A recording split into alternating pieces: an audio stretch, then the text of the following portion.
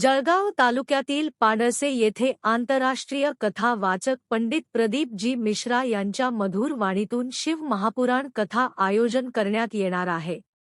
या भव्य धार्मिक सोहळ्याच्या पार्श्वभूमीवर दिनांक 1 मार्च रोजी सकाळी 11 वाजता पाडळसे येथे नियोजन बैठकीचे आयोजन करण्यात आले होते।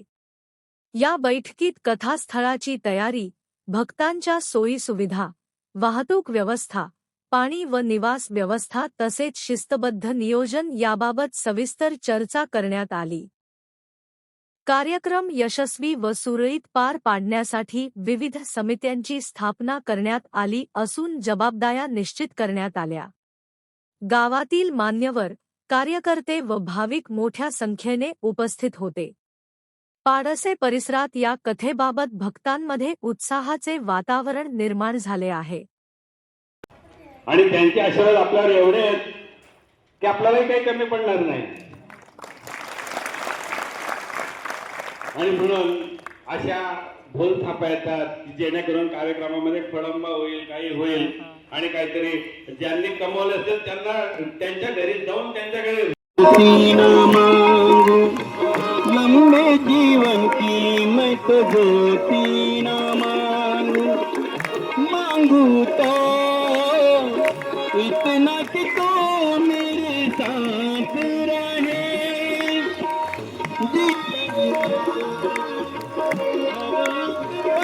तो साथ रहे। होऊ शकते, 3 होणारच नाही, नक्कीच नाही होणार। आणि म्हणून वेळेच्या बाबतीमध्ये आपण सगळे जागृत आहात आणि अशीच जागरूकता आपल्याला फक्त 16 तारखेपर्यंत नाही तर आपण जेवढं काही आपण रसपान या ठिकाणी करणार आहोत तेवढं आत्मसात करून आपल्या भविष्यामध्ये आपल्या संसार रूपी काळामध्ये आपल्याला ते उपयोगात आहे। ही खरी महान भक्ती। 9 तारखेला अतिशय छान असा कार्यक्रम आपण घेतोय। तुम्ही मीडियाच्या माध्यमातून ऐकलं असेल, वाचलं असेल, कलश यात्रा आपण म्हणतो। तर के नारखेडे विद्यालय तिथे आपल्या बाबांचा रहिवास आहे, तर आम्ही मीडियाच्या माध्यमातून तुम्हाला सांगणारच आहोत। तिथून तर आपल्या स्थळापर्यंत टापेनगर ठिकाणी युट्यूब चॅनलवर जाते।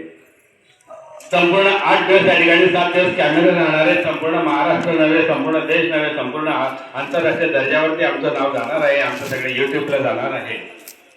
आणि म्हणून कलश यात्रा सुशोभित करण्यासाठी आपला युनिफॉर्म आवश्यक आहे, ड्रेस कोड आवश्यक आहे। म्हणजे मी प्रत्येकाला म्हणजे आदरपूर्वक सक्ती म्हणतो, सक्ती करणे आणि आदरपूर्वक सक्ती करणे या 2 भाग। तर आदरपूर्वक तुम्हाला मी सक्ती करेन की ज्यांच्याकडे होऊ शकते, 3 होणारच नाही, नक्कीच नाही होणार।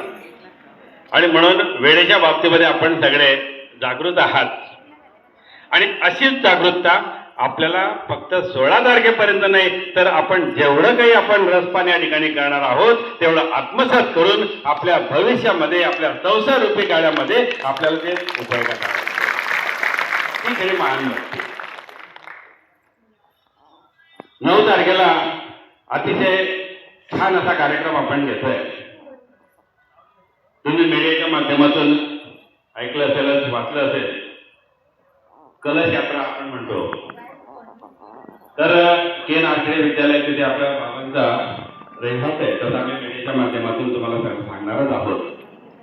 तिथून तर आपल्या स्थळापर्यंत टापेनगर ठिकाणी युट्यूब चॅनलवर जाते। संपूर्ण 8 दिवस या ठिकाणी 7 दिवस कॅमेरे राहणार आहे। संपूर्ण महाराष्ट्र नव्हे, संपूर्ण देश नव्हे, संपूर्ण आंतरराष्ट्रीय दर्जावरती आमचं नाव जाणार आहे, आमचं सगळे युट्यूबला जाणार आहे। आणि म्हणून कलश यात्रा सुशोभित करण्यासाठी आपला युनिफॉर्म आवश्यक आहे, ड्रेस कोड आवश्यक आहे। म्हणजे मी प्रत्येकाला म्हणजे आदरपूर्वक सक्ती म्हणतो, सक्ती करणे आणि आदरपूर्वक सक्ती करणे या 2 भाग।